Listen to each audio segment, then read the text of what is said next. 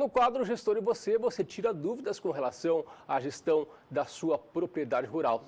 Nós recebemos toda semana um gestor da GER. Hoje, quem está por aqui junto com a gente é Pedro Putini Mendes, ele que é gestor da empresa GER, Gestão Estratégica Rural. Pedro, bom dia. Bom dia, Antônio. Os telespectadores eles têm várias dúvidas e hoje vamos tirar dúvidas com relação à gestão tributária na atividade rural. É um assunto bem complexo, não é, Pedro? Exatamente, é um assunto complexo que envolve questões diretamente ligadas ao bolso do produtor, do empresário rural, né? Então vamos perguntar aqui numa atividade rural, numa propriedade rural, como que ele deve fazer esse planejamento tributário? Explica pra gente.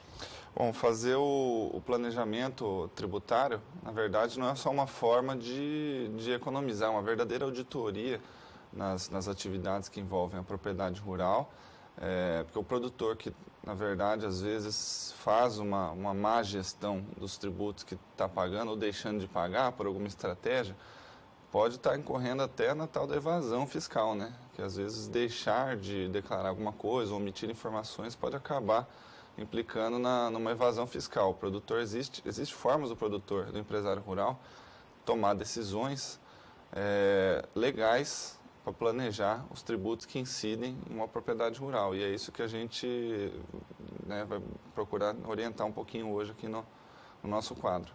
Perfeito. No geral, o que uma propriedade rural ela deve incluir nesse planejamento? Bom, toda propriedade rural tem tributos diretos e indiretos, né? Por exemplo, a gente tem o Imposto sobre Produtos Industrializados, o IPI, naquilo que for industrializado ou não. Então, um ponto aí importante, o produtor tem que saber que todo imposto, ele tem sua alíquota, ele tem a sua base de cálculo, mas ele também tem o seu fato gerador. Ou seja, são determinadas condutas que fazem entrar um imposto. Tem o ICMS, que varia entre alguns estados e entre algumas atividades produtivas. O ICMS ele é regulamentado em cada estado. Então, pode haver uma diferenciação, né? A gente chama de ICMS diferido. Então, acho que o quadro já está disponível para dar uma ideia mais ou menos do que a gente tem de tributos e as formas de tributação. Explica para a gente os tributos e o presumido ali. Bom, a gente tem como tributos aí, por exemplo, imposto de renda, CSLL, que é a Contribuição Social sobre o Lucro Líquido, PIS, COFINS, Fundo Rural. E no regime de tributação sobre lucro presumido, a gente tem alíquotas, como por exemplo no imposto de renda de 1,2%, que no lucro real parte para 15%. E na Contribuição Social sobre o Lucro Líquido, de 1,08% parte para 9%. Então, veja a diferença na escolha dos regimes de tributação, né? No Simples Nacional entra todos esses impostos de uma única vez. Isso sem contar algumas questões pontuais, né? O ICMS, por exemplo, alguns dias atrás agora a gente já estava discutindo a tributação equivocada do ICMS nas faturas de energia elétrica. Explico. Não tem circulação de mercadoria e serviço em cima da distribuição e da transmissão de energia, só no consumo. Mas estava sendo tributado sobre a conta cheia. Isso representa para alguns empreendimentos, como o pessoal que usa irrigação, que usa bastante energia, representa uma economia grande. Então tem que saber o que está sendo tributado, como que está sendo tributado, né? Isso sem contar o ITR, que também vem daqui a uns dias, né? E o Fundo Rural também, né? E o Fundo Rural, que agora tem que entrar nessa conta, né? Que a gente estimou que são 2,3% mais ou menos. Então, você tem que saber qual é o fato gerador e qual o regime de tributação que você vai estar escolhendo. Vamos falar agora para o produtor rural que tem funcionários na sua atividade rural. Se ele tem funcionários, ele tem que pagar uma tabela diferenciada de tributos? Existe uma diferenciação, até são várias normativas da Receita Federal, por isso eu gostaria até de pedir uma outra tela que a gente trouxe aqui, a tela número 2, que fala da isenção da não tributação quanto da alimentação fornecida. Vamos lá, ó. É o ato declaratório da Receita Federal, número 3, de 15 de abril de 2015. Olha que interessante, né?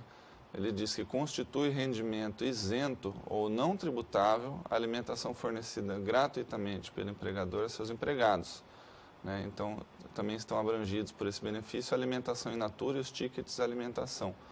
Então, são benefícios que o produtor tem na sua declaração do imposto de renda e que ele tem que saber como declarar, né, com relação à alimentação, com relação à qualificação dos seus funcionários, também é considerado investimento no imposto de renda.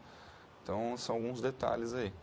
Certo. E vamos falar agora com o produtor rural que tem propriedades rurais em cidades diferentes. Quando ele tem que levar um gado para outra fazenda, em outra cidade, ele tem que pagar ICMS? Outra questão interessante, entendimento recente dos nossos tribunais, ICMS entre uma propriedade e outra do mesmo grupo empresarial, do mesmo produtor. Muitas vezes ele está levando gado de uma fazenda para outra e estava sendo tarifado. Houve um entendimento reiterado no STJ, que gerou uma súmula, que diz que não deve ser tributado quando é o mesmo contribuinte. Então, esse entendimento foi utilizado como base para alguns tribunais. De forma recente, agora a 5ª Câmara de Goiás disse, né, que quando é o mesmo proprietário, mas de fazendas diferentes, não deve incidir imposto sobre circulação de mercadorias e serviços. Então, são detalhes aí que vão ajudar a economizar um pouquinho. Então, ele deve pagar ou não deve pagar? Não deve pagar. Não deve pagar. Então, são detalhes que no final das contas aí vão fazer a diferença, né, Antônio?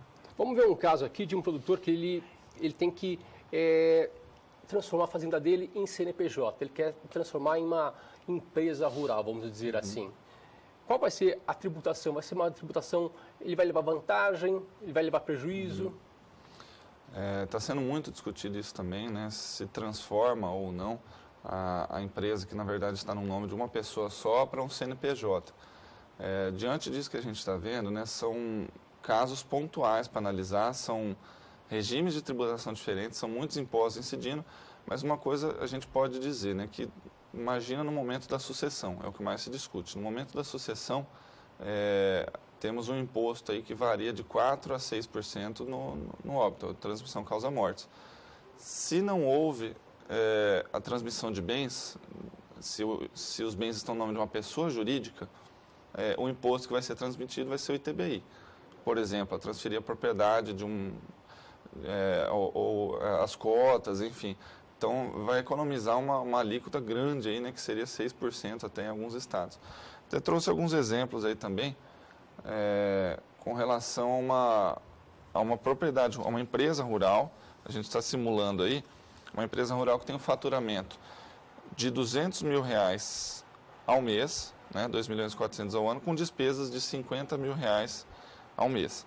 Olha quanto que incide de imposto. Total ao ano, se for pelo sistema do lucro presumido, vai pagar R$210.720, enquanto pelo lucro real pode chegar a R$878 mil, né? E se for pelo simples, R$257 mil. O que seriam esses valores aqui? Essa segunda tabela aí ela simula um estudo de caso entre lucro real e lucro presumido, considerando uma empresa que tinha um faturamento anual desse tamanho aí, né? Está em mês a mês o detalhamento.